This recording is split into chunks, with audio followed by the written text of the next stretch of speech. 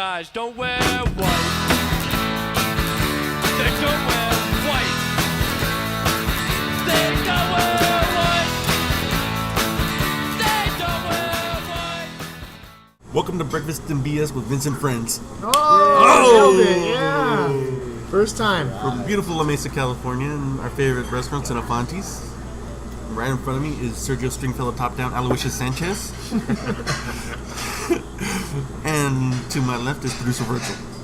Hello. And we got a bunch of little topics we want to get to, so actually, producer Virgil came in with some notes he wants to talk about, so let's let him start it off. Okay, so this will probably go along the same lines as what sucked this week. Multiple things had sucked, but alright, so I have a beef, and I'm pretty sure everyone in San Diego probably does too, but this past Saturday was the open registration for Comic-Con badges. Uh-huh. And, you know, if you were unlucky enough to actually pre-register and whatever, or just the luck of the draw, and then once you're in, then you get a special pre-reg type of auction or whatever the hell that is. And it's a lottery, basically. Yeah, it's a lottery. So register for the chance to register. Yeah, right. Yeah. So now, because my sister had never had to do this before, also thousands of people who never had to do this before, you know. I'm one of them. Yeah, and you go online and you wait for the stupid spinning blue wheel to say, hey, you're in or whatever. Yeah. And all it does is it puts you down like, sorry, preview night's sold out. Oh, sorry, Saturday sold out. Sunday, whatever. But the thing is that people who have never gone will never get to experience it. But really, what's there left to experience? Anything you can experience inside there, you can experience outside now. But the thing is, they just kind of pushed it out. The thing is, we're veterans. Yeah, we know what it was. Yeah. So, and of course, I mean, I can go on and on about how, I had a booth there before it had the media blitz it is now. But the thing is that I feel sorry for, like my younger students and all these people who always want to go, and my nieces. They'll never be able to experience it. So, you got to do something to change it, because I mean, we don't want it to leave. I mean, some people do, some I don't know. There's got to be a way to accommodate people. So I would say, if it's 4 days, they got to get away from this 4-day model. I mean, I would say that's going to be one solution. Make it longer, make it an entire week. I mean, hell, it's damn near a week anyways. Yeah, I mean, so right when you add preview night and all that. Yeah, so what's 2 more days? Yeah, and then the vendors, they'll make more money. I mean, you'll have to get extra staff, but how hard is that to do? Yeah, you're making more money, so it definitely justifies the cost. Yeah. I agree wholeheartedly, because it's harder and harder every year. And I think... What would you think about pushing more attractions like to Petco or something? Instead of like the big super booths that they got inside there now. Just like kind of scale them down a little bit. And you say that's the main problem why the attendance is capped off? Or I think that might be a little bit some of it, but it also gives more vendors room to sell. More floor area. Yeah. It gives you more floor, and it also kind of puts the people out there that just kind of want to be there to be seen somewhere else to go. That's true. And so that doesn't actually care about comics or sci-fi, pop culture, so on and so forth, that are just kind of there because, oh, look at me, I got a ticket, and I just want to show off on Instagram or Facebook how fucking cool I am.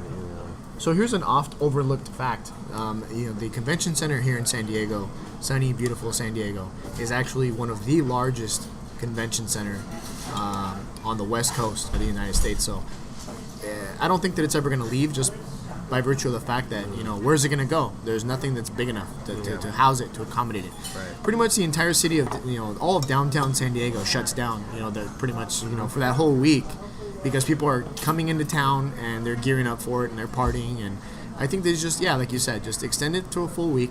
That way, you can just have more people. You know what I mean? I'm a proponent of that. Expand the convention center, fund that. Definitely. I know it's the largest convention center, but stay on top of the curve. Don't let some other city come out of nowhere and build a giant convention center and steal, Comic-Con away from San Diego. Yeah. So San Diego has to stay competitive. Definitely, we can't just rest on our laurels. San Diego, Comic-Con started here, but that doesn't mean that 1 year, it might not get sweet talked away from us. So we got to make sure that we do the work to make sure that it stays here. It's important for the economy here. and it's important for the people who live here. You know.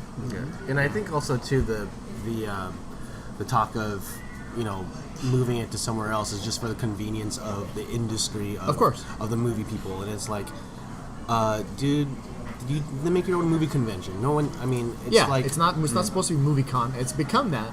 It really But has. that's not how. movie con, TV con, whatever. But then again, thanks to that con, gave us the greatness that is the new Star Trek movies, completely erasing those abortions of a TV show. Oh, I will stab you, Vince. One of these days. Don't hate. so that Don't hate because I'm right. Oh Lord. So in any case, New Kirk forever. yeah, that's my. Oh yeah. That's my rant It too? on that because my poor sister, when it was so easy for her, and then when my brother-in-law was alive, I mean, they would just go file in line, get their badge, enjoy the convention. I remember walking up to the ticket booth, Yeah. buying a badge, and walking inside. Yeah. Yeah. And it wasn't. We're not talking like centuries ago. You know what I mean? My mom and dad would drop me off on a Sunday after church in front of the convention center. I'd walk in and just sign up, Yeah. Yep. and then I'd take the trolley home. Yeah, and even if you came like at 4:00 or 3:00, then they'd half the price of the badge. Yeah. Now it's what, $100 and something bucks. It does. There is no. Yeah. There's no validation to make it that expensive, and then The accessibility definitely isn't there. It's got to be about the kids, the newer generation, the younger generation. You got to open it up to them because they're the new fans. We got a lot of people who, the older people. It's fine like us. But at the same time, make it accessible.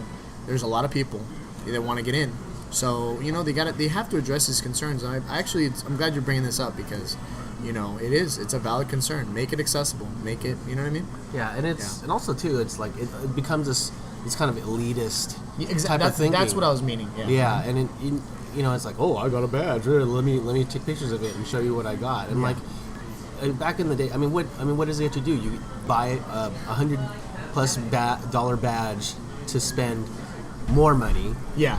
I mean, and the right to I get experienced this, but it's like there's. You could easily go to another convention and experience the same thing, but it's like, Spend because not even half of that. Yeah. I mean, The commercial aspect of it is definitely kind of sucking the spirit out of a little bit. I mean, yeah. definitely. I mean, that's why Vince and I went to San Diego Comic Fest because you want to actually be able to go to a convention and enjoy yourself and not be pushed through a sea of people, from shoulder to shoulder, trying to get the best deals and who get line up Yeah. to see a panel Yeah. of people you want to see. But that's the thing is like you're sacrificing your mental and your physical health. Yeah. The fact that people have died waiting for panels. Yeah. Quite literally died, not an understatement. People have been hit by cars Yeah. while waiting for panels. Yeah. We've been hit by cars in a zombie walk, but we won't get into that. Yeah.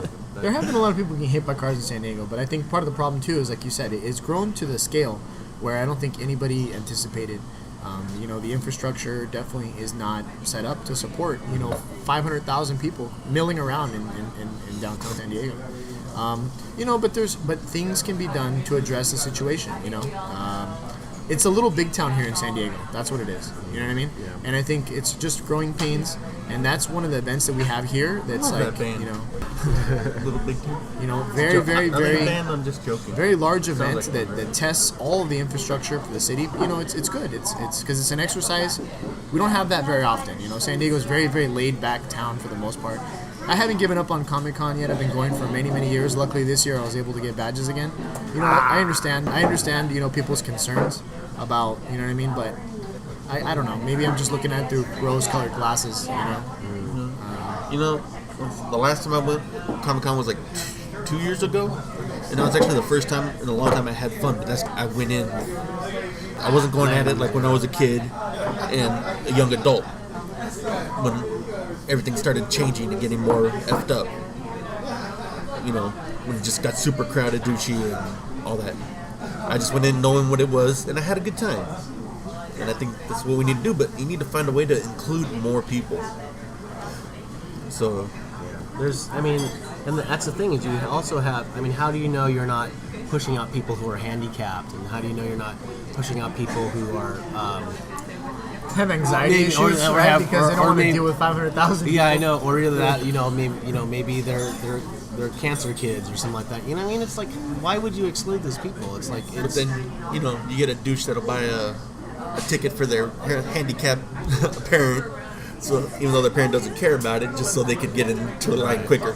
but it shouldn't go to Just those like Disneyland, means. huh? Yeah, it shouldn't go to those means. So anyway, all right. So there's my rant. And pretty sure there's gonna be more, but we'll just stop it at there. Yeah. Those of you that did get in, I hope to see you over there at Comic-Con this year. I guess I won't be seeing you, sir. By the way, if I happen to be in downtown area and you're a beautiful woman dressed up as Batgirl, hit me up, please. Love you. Okay, Batgirl or Batwoman? Batgirl.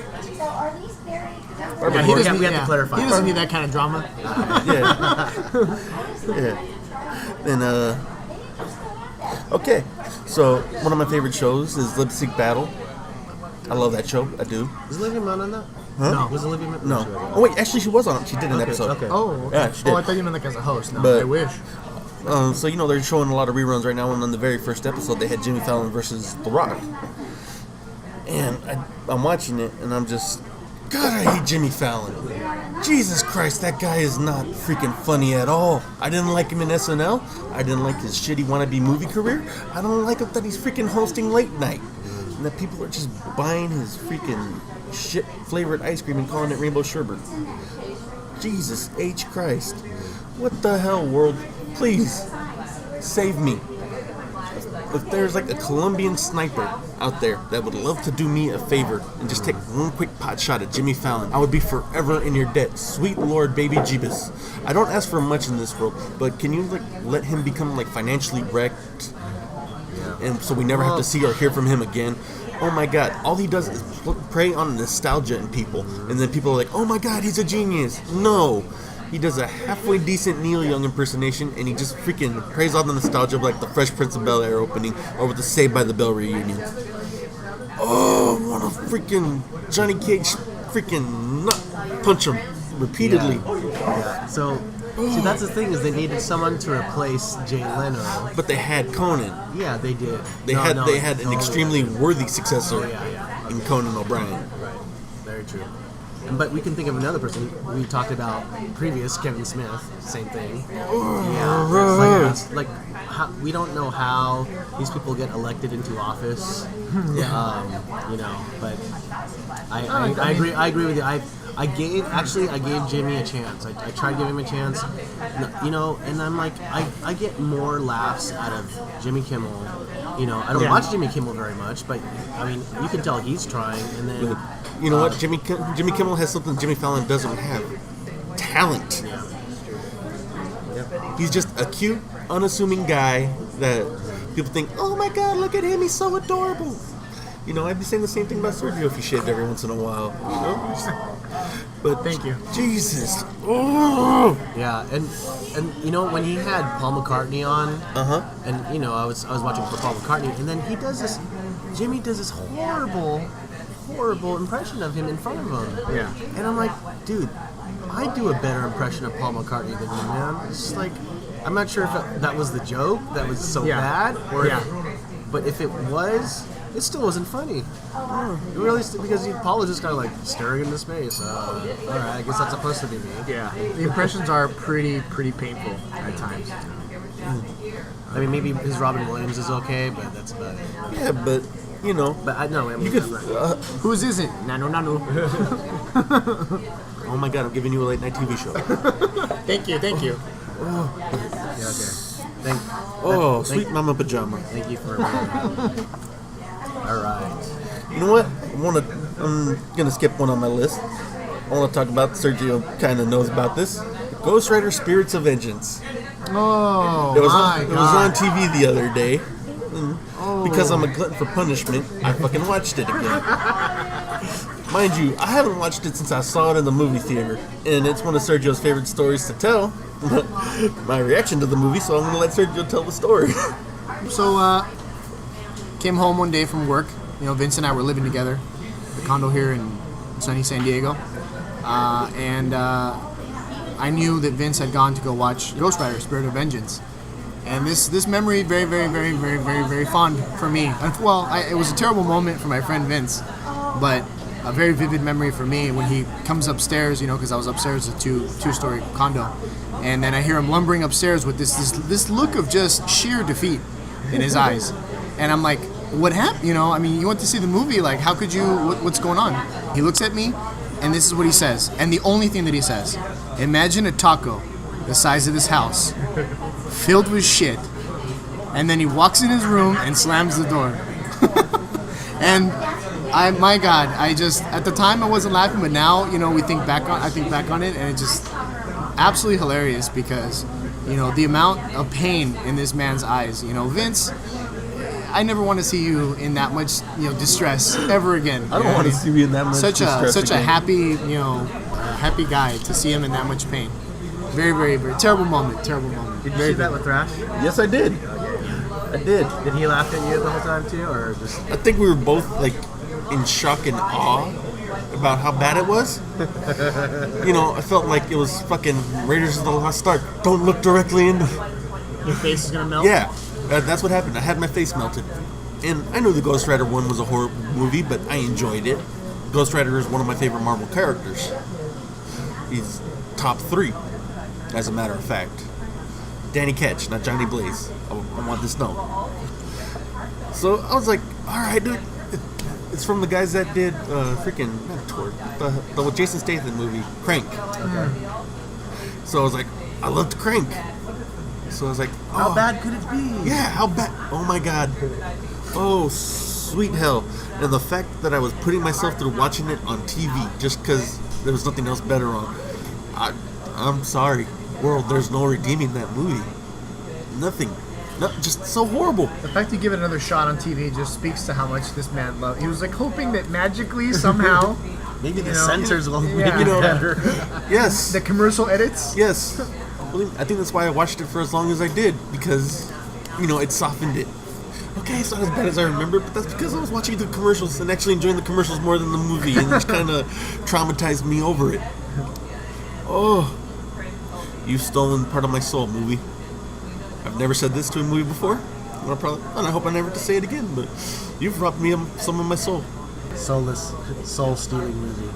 No, I still have my soul. I'm just saying, it took a nice little chunk. I'll have to say, Could you say it didn't take your soul, but it took your spirit? we'll have to probably do maybe like a countdown of movies that stole our souls. Yeah. Oh, I have yeah. quite a few. I I, quite a think few we all too. have. When it comes to films, you're gonna hear some interesting conversations here. Master Demon, I have my eyes on. Oh, very good, very good. Let's see. Well, I mean, maybe we should talk about some positive stuff to kind of close out. Yeah, get a palate cleanser, please. After that, Yeah. the shit sandwich that was Taco shit. not just any taco, a taco the size of our house. Filled with shit. Well, one of my favorite things to do is talk about a pleasure. A favorite movie, a song, something that's, regardless of whether we're rocking out into a car, another car pulls up in the lane, you gotta roll it up. Something like that. Shameless. You gotta be shameless though. Yeah. But regardless of if you have to roll up your window or not, or just kind of turn down the volume when somebody gets home so they don't know you're watching it, that's it. We just bring up one of our own personal pleasures. That way kind of puts a smile on our face, lets the audience know who we are and where we're coming from. You want to go first, or Go for it. It seems like you already got one lined up. All right, so being part of a tribute band, that's that's fun for me, but probably the forerunner of that is going to be definitely karaoke. I think all 3 of us here, and We were just talking about that. Yeah. it's such a and I like to think rock band. Yeah. It kind of pulled I think a lot of people into doing the whole karaoke thing, but I've been doing karaoke probably I don't know before it was invented. No, probably I started getting more serious about maybe 99, 2000 or something Yeah. like that, and it's very cathartic. to sing songs that that you grew up with or kind of made your heart sing. Yeah. And what definitely one for me is of course Journey.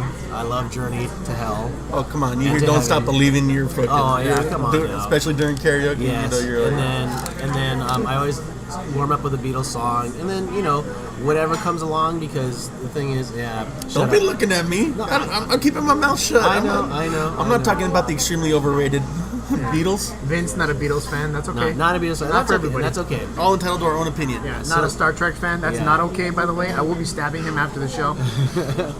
But I am a Star Trek fan. I'm just a far superior Star Trek fan. Oh, here we go. okay. Getting So, to the new movies. so With far superior Spock and far superior Kirk. Wow. Anyway, sorry for interrupting. it's okay. So that's my little. I don't even say it's a guilty pleasure. It's a pleasure. I Shameless about. I have no shame in admitting to. So It's tough to top that one. I think guilty pleasure probably. Well, I mean, yeah, like Vince said, I think we should stop using the prefix guilty, right? Pleasure's pleasure. Life, is such a shit sandwich. Sometimes you got to find the little, the little things. Vince definitely taught me that through the years. Focus on the little things. So music is a big one. Music always kind of helps me through. Right now, though, something that I've been deriving a lot of pleasure from is watching some old George Carlin routines. Comic, especially ones who focus on politics, I think to me kind of help work through, issues right now that I feel that are going on, in society and the political scene. And it's just amazing how timeless that man was. Because, some of his early routines from the 70s and 80s still apply, to this day, the stuff that he talks about. And it makes me feel, like there's a little bit of hope that there's somebody out there, that he's gone now, God rest his soul. But it helps you to work through these things, in your mind, rather than like music does, right? Rather than just you have all these thoughts and music helps you to express them, like Virgil was mentioning karaoke. Watching a good stand-up comedy routine, I enjoy because it's the same thing. It helps you to work through. You identify with them and they make sense to you, the viewer, just like music. You identify with it and it makes sense to you and it helps you. Cope. And so that's a pleasure for me, definitely. Some George Carlin routines, if you haven't seen any of them, definitely look it up, especially right now, election year. You definitely want to pay attention to his political stuff. And, just in general, but, it's very, very cool. Very good. That was beautiful, man. Me? I like Dead or Alive's Brand New Lover. I love that song. I don't know why. It's just so poppy and, just so catchy. I enjoy it. I feel almost as bad as the time me and Johnny Lowe got cut freaking dancing and singing Walking on Sunshine in the car. Worst Chollos ever. Worst Cholos ever.